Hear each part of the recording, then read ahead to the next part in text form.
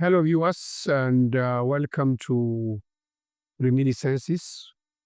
Our guest today is Engineer Vincent Maduka, who straddles two professions, engineering and broadcasting.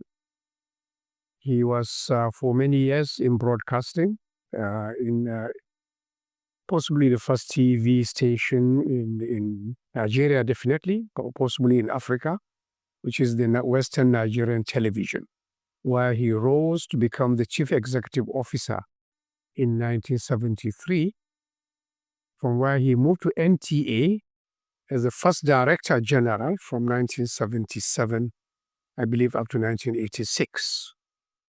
In engineering, he rose to become the president of Nigerian Society of Engineers in 1992. Engineer Maduka, welcome to the program. Thank you very much. And I start by asking about your early life. I believe it's here in Lagos, even though you are from Delta. I'm from Delta. Yes. So you have all these. Some of you. Yes, my parents lived in Lagos. I was born in Lagos in what you call like Metedo areas. Not high class. It's in fact around essentially an indigenous Lagos area. Largely Muslim, and close to where I was born was Oshodi.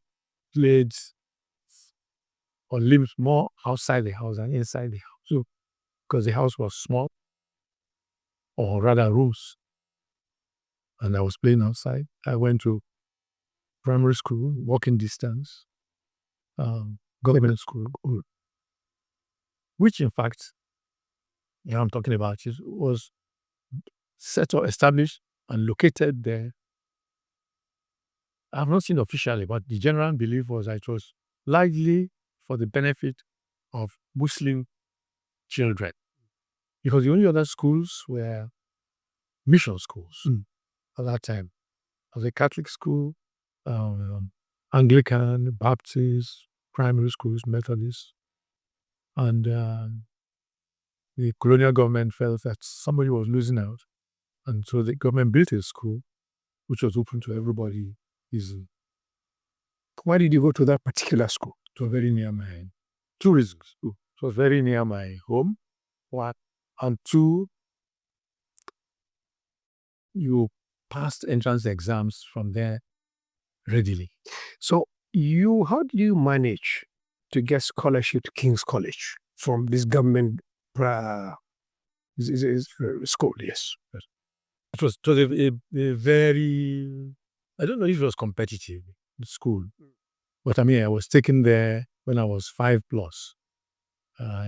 in 1941, January. And that school was known for quality teaching. And in fact, my first cousin, that's my uncle's son, came and spent about 3 years there, that school, to take entrance exam to King's College. And he passed and went to King's College. Just about everybody I knew was going to go to secondary school from that school. What names? Prissy Asiolu, no, not Asiolu. Asiolu's classmate, one Duncan, went through there. His younger brother went through there to King's College, to St. Gregory's College. 2 of us from my school came to King's College, and both of us had full scholarship. The full scholarship is awarded to the 4 best students in the entrance exam. Your boarding and your tuition paid. Then the next 6, I think, had tuition scholarship only. Your school fees paid, covered the rest. Yeah. But it was such a good school that people just left there for secondary school. Because in those days, secondary school was not automatic at all. Yeah. It wasn't. But even in my own case, I had to have extra tuition, external tuition to pass the entrance exam. The entrance exam was not easy at all. We were highly competitive there. How was the experience at King's College? It's an elite school that brought students from all over the country, I believe. Yes. So it's elite. And elite can refer to unduly privileged kids. All right. I don't know whether we're unduly privileged, but we were privileged. I'll give you a copy of my book. Done. I had never had a bed of my own. Actually, to this with the bed of. Right. And the food. When I passed the entrance exam, my parents slaughtered a chicken to celebrate. And we had rice. Chicken. Wait, no, not a cow. Chicken. So you can imagine. Chicken and rice. Because we didn't have rice every day either. We had rice as festivities. Or not to talk of chicken. So it was a celebration. Yeah. And the irony is that when I then go to King's College, you had rice, jollof rice, and chicken every Sunday. I was coming from a background where chicken was great celebration. It was for Christmas, maybe Easter, I don't remember, secondly Christmas. And here was that every Sunday. Every Sunday is Christmas. Exactly. Every Sunday was Christmas. So it was elitist in that regard. And academically it was. For instance, certainly half the teachers that taught me, maybe at any given time, were expatriates. And it was clear we were going to go to university. Yeah. Everybody. So, in fact, because University of Ibadan was the only university in the country at the time. Right. We had lower sixth form, as after school certificate in Form 5. If you wanted to go to university, you needed 2 years A level. And the first year was called lower sixth, and then the upper sixth before university. Now, my class went from school certificate to lower sixth. Some people dropped out. Yeah. Some joined us in lower sixth, then upper sixth. Then practically all of them moved to University of Ibadan. And we used to joke that they were now Form 7. Would I say? Yeah, Ibadan. You know, if you want to invest, Yeah. well, I was going to study engineering. Yes. So, but I didn't offer engineering. Right. So I went abroad.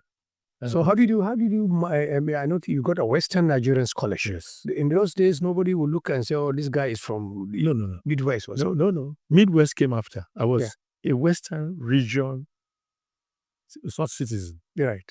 Indigenous, or whatever Nigerian call it. Because my part of the country was part of the Western region. Okay. If you remember, the country was only 3 regions. Yeah. North, West, and East. In the 50s. The 50s, yeah. So I was born in the 30s. Yes. North. Yes. All Yorubas, Urobos, Shakiris, Benis, Asians, all of us Was West. in the West, the Western region. And you interviewed for scholarship. Nobody took any notice. So you went to the University of Leeds? Leeds, Yes. Yeah. Why that university, and how was the experience? Why the university? I had 2 of my seniors that were going to study engineering and whom I admired. And they both went to Manchester University. Went from Form 5, lower 6, upper 6, went straight on to University of Manchester. Both of them were going to study electrical engineering. And I wanted to do exactly the same thing. So I didn't know how many universities and which there were in England. I knew there was London, but every lawyer practically was from London. And I was going to study law.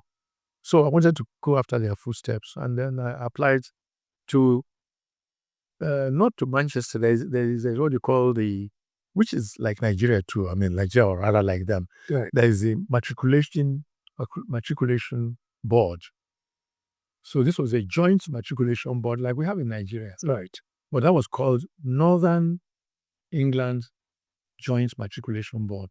All the universities in Northern England subscribe to that board, and you apply to that board, can name your number 1 priority and number 2 or whatever, and they will fit you in as you fit in yourself. So I applied to that board. Really, my choice was simply Manchester. I knew people there. Yeah. When the admission came, I was told Leeds. Fine, man. Did you find any challenges living in Leeds and Not being a student at the time? Not really. They had a student department that took you into families. Yes. So my first year, I stayed with a family, and they gave me breakfast and dinner, and I bought lunch at school. Weekend, they gave me all meals. That was it.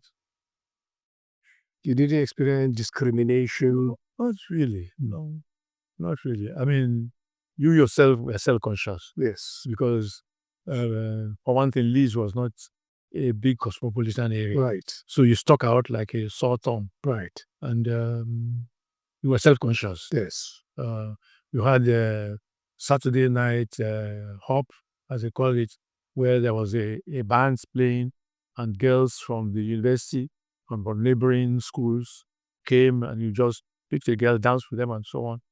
And you go up to a girl, she'll look at you and say, "No, thank you." But as you are marching away, and a white man came and took a girl to go and dance, Yes. so you knew your black man, the two is about.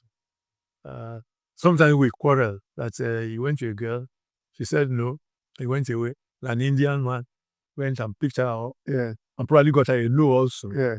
But so, I mean, you knew, Yeah. but if you concentrated, because it upsets some people. Yeah. It upsets some people psychologically. Yes. And I think the older you were, the more delicate your psychology. Yeah. For a young man, and then with a King's College background, I mean, my physics teacher was a Nigerian, graduated in London University. The chemistry master was a Welshman. The English teacher was an Irishman. My Latin teacher was an English woman. The principal was an Englishman from Oxford. So you, in fact, okay, you were arrogant. Let's put it like that. Yes. The people thought you were arrogant. You were not. You couldn't be looked down on. You are self-assured. In fact, during registration, one incident, which I remember clearly, and this was, I'm talking now of 1959. So registration, big hall, and you were marching around looking for where you were going to fill a form. And yes, and I was walking along, and somebody, a Nigerian, fairly clearly much older than me, stopped me and said, "Oh, where could this sister?" So I said, "I don't know." He said, "Oh," I said, "I'm just a fresher here." He said, "Yeah," and then you are walking like that. So confidence.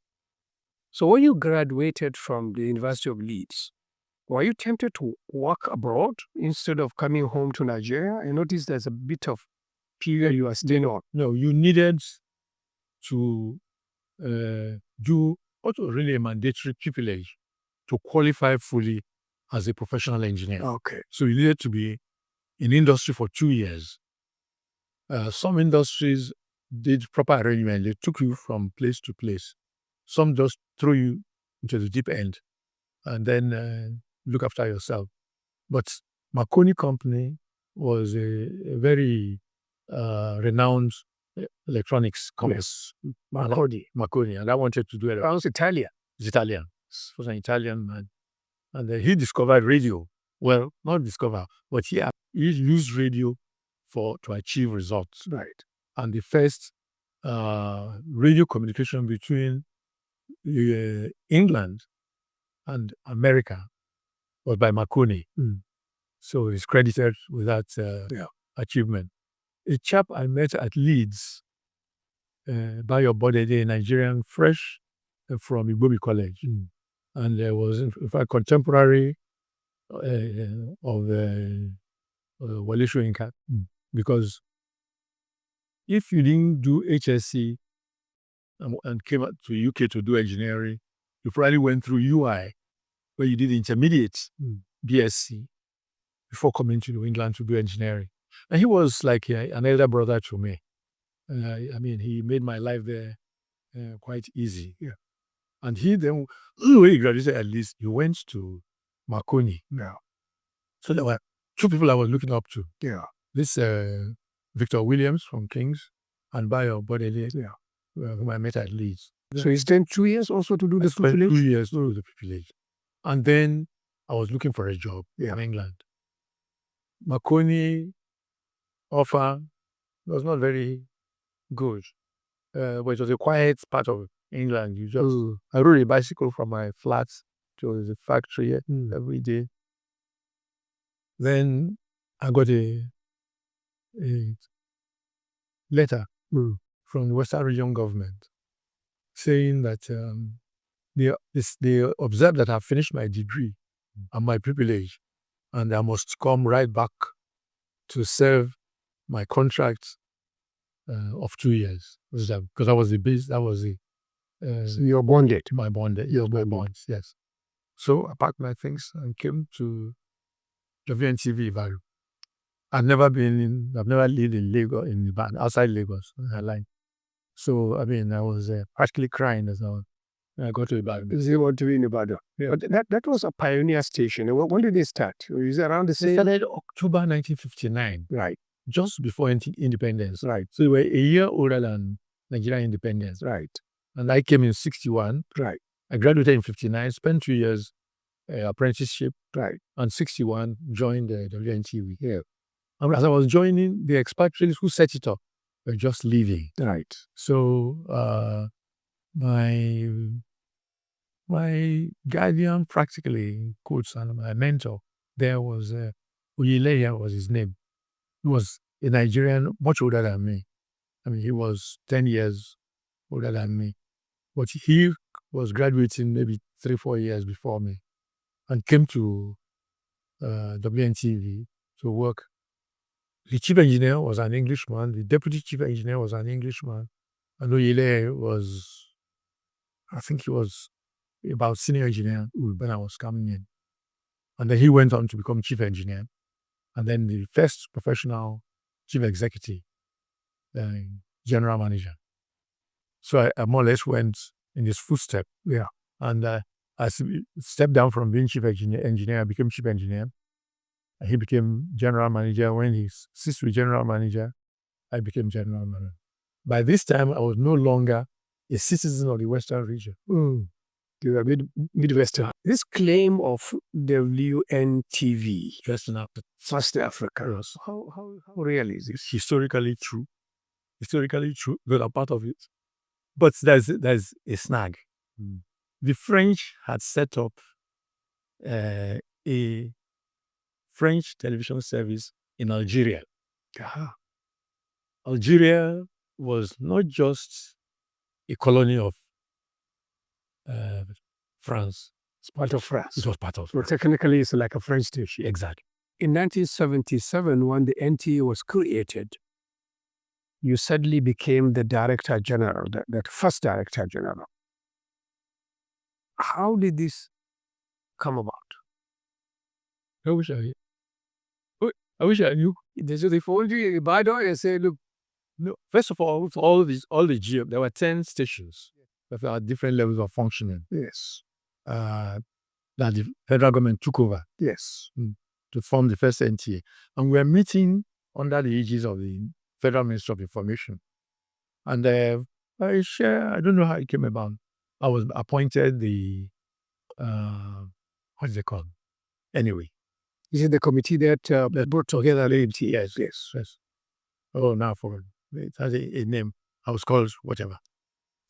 So I used to coordinate the meetings, even though it might be chaired by PAMSEC. But I would then work with the Minister of Information for a day or two. The others would go away. So I would put things together for the ministry. And also before our meetings, I would arrive in Lagos from Ibadan and get the meeting. So effectively, I served as the secretary for the committee that was setting in NTA. Yes. But that committee was made up of the existing general managers or general managers of existing TV stations, along with a few, from information and I think economic development generally. And then by the time we drew up the law, we drafted our law, we drafted the structure of the organization. The ministry tried to get involved, But we're pretty powerful because we're all level 15, somewhere 16 staff from their various stations. So, and we're not staff of it. So we said, no, use what we want ourselves. And generally they accepted our system. But tell me, how did you handle the job of DG the first time? You had this huge TV conglomerate that is supposed to operate nationally. How was the experience? Well, all of us sat down and drew up our bureaucracy. This is how a zonal managing director shall act. This is how a GM under him shall act. Then director of program, director of engineering, director of everybody set up. If you don't have enough staff, because there are new stations to hold those places, this is what you will do. It's what you do. So by and large, I know what is happening everywhere. For instance, Calabar didn't have a full-fledged station. So they couldn't have a general manager. They had a man called officer in charge. Maybe level 12, level 13 or whatever. I don't remember. But his powers are limited. Beyond these powers, go to your zonal MD. Then we didn't have this sophisticated telephone. Or we had a wireless telephone system, which was internal to NT. So I could pick up my phone, dial Sokoto, and speak to the GM Sokoto without going through Naita or whoever it was. Yeah. So internally, you're able to manage, but how was your relationship with government? This was under Obasanjo, I believe, or military government. Under Obasanjo. How was it? How challenging was it to operate a national TV station with the soldiers breathing down your neck? At Ibadan. Somehow we had managed, first we had a commercial tradition. The strong politics in Ibadan, Akitola and Awolowo. Yes. Were there all this kata was happening? Shenanigans. Bafemi Awolowo left, this is politics now, I mind, really, and I'm sure that's as history. He had been premier, powerful, conquered the Southwest. Said, now, I have to move out. This place is too small. So he moves to Lagos, contested the election. When we were leaving, put Akitola as premier. Went to Lagos, contested election to the prime minister. He lost. Now, he was a god. So he was still sending message to Akitola. Okay, I'm the premier here now. And you're the opposition leader in Lagos. Whatever you are, now Lagos is there. But for this West, now I'm not there in charge. If you mention the word Awolowo or TB, you could go to jail. In fact, I mean, I'm exaggerating. Yes. There's a great Yoruba stage manager, stage operator. Anyway, very famous. When the quarrel was so high, he composed a song saying Yorubas should think deeply of what they are doing. Yoruba Ronu. Think of yourself deeply. Do an insight examination of yourself. Akitola's said, this man comes from Awolowo's area. So even though it sounds neutral, not lie, he's using this to attack us. WNTV, on no account must you play his music. He must not appear on your station. So, and you obeyed. If you mentioned anything that was positive towards Awolowo's area, you could lose your job. Yeah. So how was it with the soldiers in the NTA, where you moved to NTA? DG? Well, it was the soldiers that now saved us in the West. Because when the coup of 66 took place, Ibadan took to the streets and celebrated the freedom. And WNTV opened up. In fact, that was when a politician ceased to be the managing director. Before then, every managing director was a politician. you had a station manager who was an expert. And Oyeleye was the first professional to head the station. When Oyeleye came, he said, listen, this is an enterprise, this is a profession. You must have qualifications, you must be trained, must be rules and ethics and so on. He tried to professionalize broadcasting. So we had the management board where all heads of department participated fully in the state. Even to choose a program, approve a program for next quarter, we all sat there and agreed. So I was taking part from the battle at decisions that were not engineering necessarily. Yes. They were journalism decisions, program decisions, public relations decisions at that level. So I had exposure. Did that help you in NTA? There, you just said it was. I mean, that's why you are selected. So when I became general manager there, I mean, I was comfortable. Yes. But there's no reason that there was no test to select a DG for NTA. How did it happen? They just call you and said, now DG? How? Who called you? Is it Obasanjo? Obasanjo. But your friend wrote in my book how it happened, which I wasn't sure. So that's why we want to hear from you. So I was working at my thing, the pump sec, was looking at me. He said, Mark, how this, what about that? What do you think you are going to get at the end of the day? I think at that point they were trying to put in stuff in. So I said, well, I don't know. He said, what? So when it's over, so looks at him. I said, what's wrong with being the DG? He laughed. I said, DG. Just come from in the by door. Come killing our BGs. You think that's how it's done. I know the structure. I'm the GM about it. That's what I am. Instantly. Yeah. I will refuse to move. You can't move on. I don't want to. So I said, well, who is going to be DG? No, he went round and round and round. I said, but forget it. So I was sitting there. When it was now time for DG to be appointed, apparently there are some shenanigans. And my good friend, Muhammad Ibrahim, he didn't tell me this all along. It was years after. So he said he didn't know what was going on. The Minister of Information said they're going to bring big man in Kaduna, Radio Kaduna. Did that Abazoro? No. Successor Babaji. He became DG FRC. Oh, for FRC, yes, or something. Yeah, aside from there. He was asked to come and take over NTA when the system was ready. Because hierarchically he was senior to me. He was running BCNM, which was big. So he said, no. He didn't want to leave Kaduna. You know, he was very conservative. He said, so I'm leaving this way. That's one. Two, he doesn't believe in TV. TV is just urban thing. Radio is the thing. And he's running radio, he's happy. So apparently, and he was powerful. He was a member of the machine.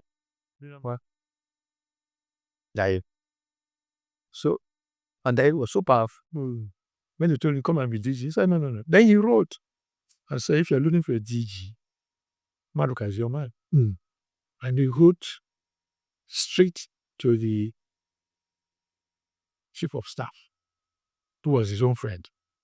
And the chief of staff wrote to the inside take Mabi. I didn't know that from him. Way after, years after, left NTA, even after I left NTA. So, Agim Haruna took offense. In the midst of it, Agim Haruna was sacked. That's my version of what I was told. Yes. When Agim Haruna was sacked, we brought Agim the man I competed with in Iran. Yes, Agim was a personal friend of old Egypt. I see.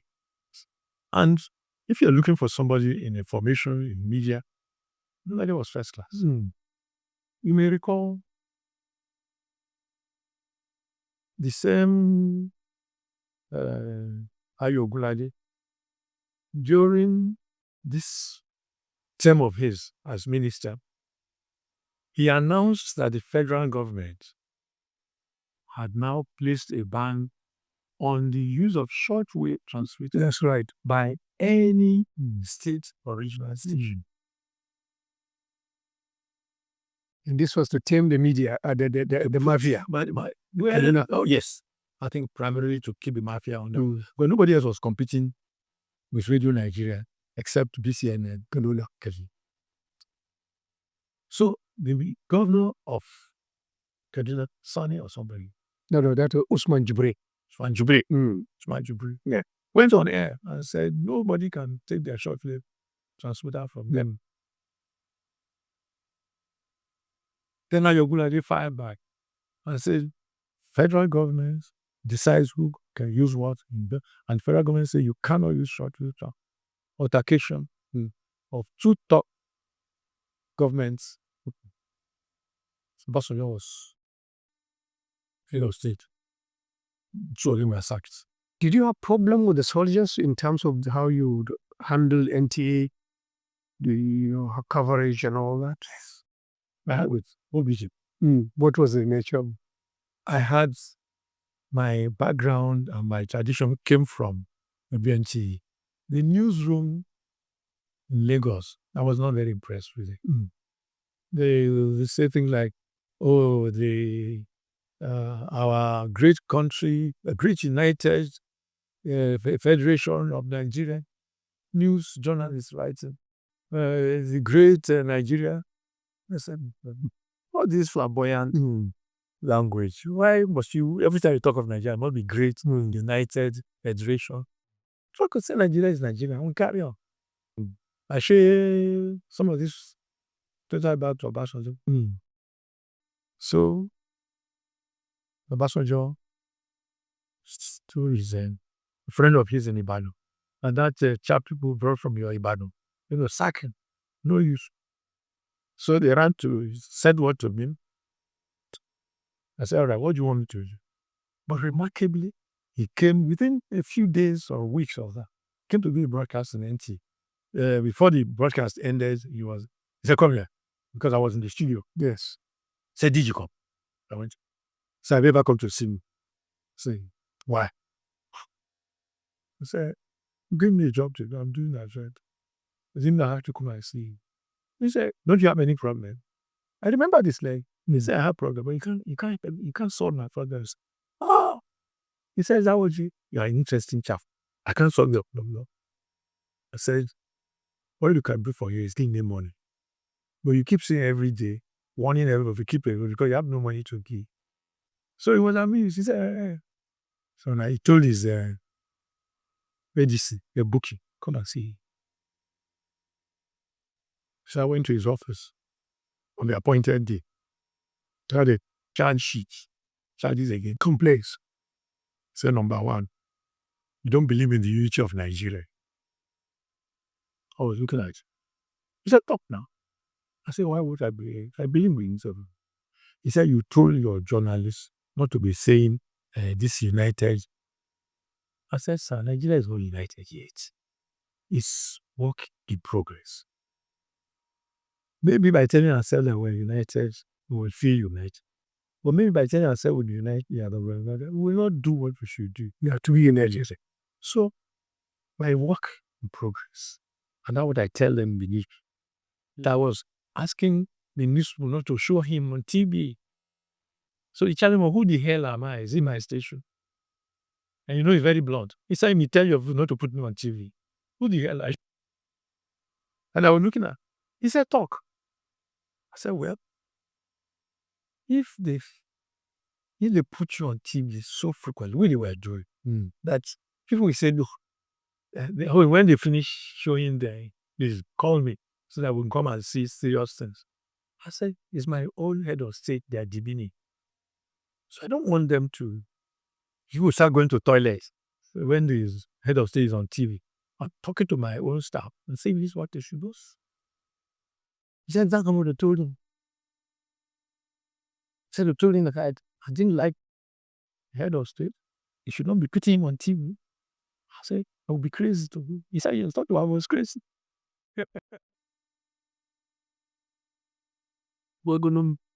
Did you have bigger problems when the politicians came in?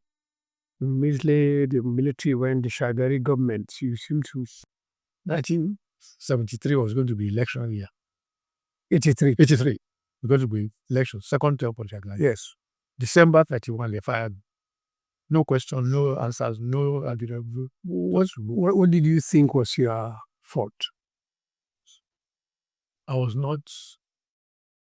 They wanted somebody who supported the NPM in an election year. They can't take chances with so-called professionals. So they fired, yes, Walter. Yes, Walter Ofarogoro. Fires. The night before I was fired, Walter Ofarogoro came to see me. I had hired Walter Ofarogoro as a commentator during the election. Yes. Walter from the East, he was a university teacher here. Then Adamu Augi, journalist from the North, and one chap from the Ibadan. They were the anchors for English. But the father was the most prominent because he was the only one who lived in Lagos. Yes. And he did a fairly good job. But he got absorbed with the NPA. So the night before I was fired, he came to my house about 10 p.m. He didn't leave until about 3 a.m. I was telling him, they're giving him my job. So you are shifted to the ministry. I was then shifted to the Ministry of Communication, right? As technical advisor. And you cool your heels there until the coup. Until the coup. The coup was on a Friday, as they used to do in those days, weekend. So they were watching it. Friday was the coup. Saturday morning. So all this Friday, Saturday, we're hearing of ministers running away, sneaking out, and we were being arrested and so. And I was laughing because this was NPN minister. He just sacked me. So I was celebrating. Then the military came to my doorstep and said I should get into their vehicle. I said, me? What have I done? I'm not a minister. So they took me to Veteran Barracks. Long and short of it, they say you're going back to NTA. Straight away. Did you deal with Buhari or somebody else? Well, Idi Agbo. Yes. They took me to see Idi Agbo. Idi Agbo told me, we're taking it back to NTA. I said, sorry, sir, no good. I said, I've moved my belt back one hole now since I left NTA. I'm putting on weight. I don't want to go back because the work there was so hard. I didn't. Now, look me there. Say, this government has come to correct the errors of the last one. When we take you to NTA, when you get there, you can go away. But our job is to take you there. Monday, I said, but I need a letter. So I said, oh, yes. George, you got it. So he told me, I said, I need a letter, sir. So was that experience second time DG, was it a better one than the first time? What do you say? Under Buhari. Perfect. I had no problem. No problem. He didn't want himself on TV. He didn't care about it. He didn't care. 1, 2. In fact, he told me that they were watching TV on the night of the coup. And one of his supporters said, TV must take Maduka back. They removed him. Okay, so they showed that. Okay. So he told me that that's how. Because I asked him. He said, your coup was Friday night, Saturday you picked me out to return to it. So there was that coincidence. So I got on well with him. He was straight. He knew where he stood, everything. Then we were told that he wanted to restore discipline to Nigerians and they needed the media. So I got on well with him. He had something, he called me, I answered it, sent him back. The man who succeeded him. IBB. Couldn't get up. What happened? Oh no. IBB was countering management. What did he want? just his friends. We're not getting on. In fact, one of the main issues was there was a writer whose play we were going to buy her. And we are negotiating 50,000, 60,000. The minister came and told me that government said we should pay the writer 250,000. NTA budget, he said 250,000. That's all we have for it. He said, well, sorry, that's his instruction. So you're finally you are retired. No, that's why I gave my letter. Oh, you gave up. I put in my letter. I was tired. Within the first year of IBV or second year? First year. First year. IBV came in 85. Yes. My notice expired in June 86. So it was the end of 85. I gave notice. Because you just you couldn't take it. Yeah. I was fired. Yes. If I carried on, well, I would be sacked. Yes. You were 50 when you 50. when I wrote my letter of retirement, I was not yet. Yes. So what did you then continue to do with your life since then? I set up a consulting firm for engineering and management. And there were not too many engineers in the private sector. Yeah. So I was making a living. Making a living. Yeah. Well, even the federal government, remarkably. Yes. I did work for state governments. I helped Calabar to set up a station, Port Harcourt station, Rivers, set up TV station as consultant. Sokoto, or Kabir. I helped them to set up the radio station. Right. Nitel. So I helped them to set up some electronic system. Radio Nigeria, I consulted for the external big station in Abuja. So you became a full-fledged engineer. And the president of the engineering. I was not even the president then. But then, yes, so eventually became the president of the society. I did work for oil companies. So I was busy. Yes. Are you still busy? You are going to be 90 this year.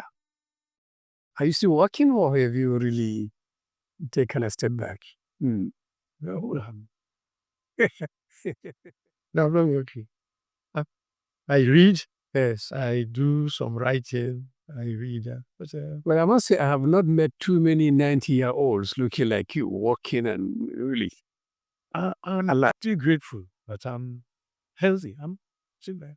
I mean, I don't know what's inside. It's like a car. You can move. I don't know when it's going to stop. Yes. So by and large, I feel comfortable. Yeah. Tell us about your family life. I know you are married to another top engineer. Why did you meet? Is it in Ibadan? Ibadan. He was a student in the University of Ife. I was doing applied physics because they didn't have an engineering school. In fact, if I should tell her I was so rich, she wanted to be an engineer. Wanted to go to Zaria and the ABU. But the father said, no, you can't live in any other part of Nigeria. Elderly man, he was conservative. So he went to the nearest school for engineering, other than engineering, that is applied physics in the University of Ife. And I mentioned my mentors, one Professor Williams. Well, he was not professor then. He turned out to be professor in Ife. And he was teaching my wife, and I was in Ibadan. As a young engineer. As a young engineer. And he brought me together with this young girl who studying, who wants to be an engineer. No, wants to be an electrical engineer. And then what he been studying electrical engineering. So she didn't get work in Ibadan. She came after she graduated. We were dating before she graduated. After she graduated, she came and worked in WNTV. Yes. As a people engineer. So worked for 1 year. Then she went abroad to do a master's. In fact, but that when she left us, she became a staff of the university where she graduated. And I went to study. In children? I have 4 children, 2 daughters, both of them in the US. And one of them is a physician. The other one is a professor of AI, artificial intelligence. She did engineering here, and then she's taken into the newest type of engineering needs. Then two sons. One is in IT, and he took his master's, first degree in Unilag, took his master's in Leeds, my own university. Then another one did economics, and he took his first degree in Unilag also, and then went to London, his master's. So, how does it feel to be 90, and what does a 90-year-old do day to day when you're healthy and everything is in place? Everything is more or less in place. But I wake up late breakfast. I generally I'm unemployable. Yeah. Well, how do you feel the day? I read. I read. I try to resist this new hooks to the telephone. To WhatsApp and all. I kind of You try to resist. Do you resist also flipping the what do you call it, the button on TV? There are 2-3 stations. As specific as news. Yes. Any exercises? Do you do anything to keep? I should do. I don't. I have the fixed a steel bicycle, which I ride maybe 3 times a week. Yeah. But I could be better. Yeah. I go to my garden here, I potter around. Yeah. And take the sun and sweat a bit. Yeah. I know it's not enough. Yeah. But it does show. It does show. Thank you, sir. Thank you for letting us into your life. And thank you, viewers, for staying with us in this conversation with Mr. Vincent Maduka, former DG of Nigerian Television Authority, and many other things besides. Until another edition of this program, thank you and goodbye.